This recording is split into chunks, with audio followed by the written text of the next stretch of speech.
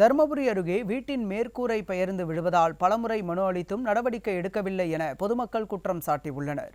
பாப்பிரெட்டிப்பட்டியில் கடந்த 50 ஆண்டுகளுக்கு முன்பு தமிழக அரசு 135க்கும் மேற்பட்ட மக்களுக்கு கட்டி கொடுக்கப்பட்ட தொகுப்பு வீடுகள் அனைத்தும் தற்போது பழுதாகி உள்ளது. அதனை இடித்து அகற்றி தரக்கோரி அதிகாரிகள் மற்றும் அமைச்சர்களிடத்தில் பலமுறை கோரிக்கை வைத்தும் எந்தவித நடவடிக்கையும் எடுக்கப்படவில்லை என பொதுமக்கள் குற்றம் சாட்டுகின்றனர். டிவி, மிக்சி, மின்விசிறி உள்ளிட்ட மின் சாதனங்களை பயன்படுத்தும் போது அதிர்வை தாங்க முடியாமல் அவ்வப்போது மேற்கூரை பெயர்ந்து விழுகின்றன.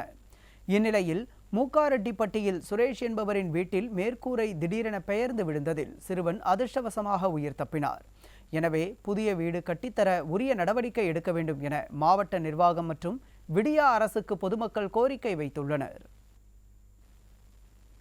அந்த அதிர்வுனால இன்னும் சீலிங் மேலேருந்து புட்டுட்டு உழுது. இந்த குழந்தைங்க படிக்கக்குள்ள கூட ரொம்ப சிரமமாக இருக்குது.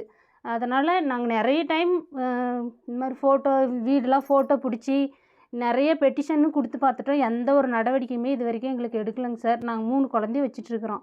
இருந்தாலும் இந்த வீட்டில் இருக்கவே பயமாக இருக்குது. இந்த வீட்டில் யாருமே குடியே இருக்க முடியாது.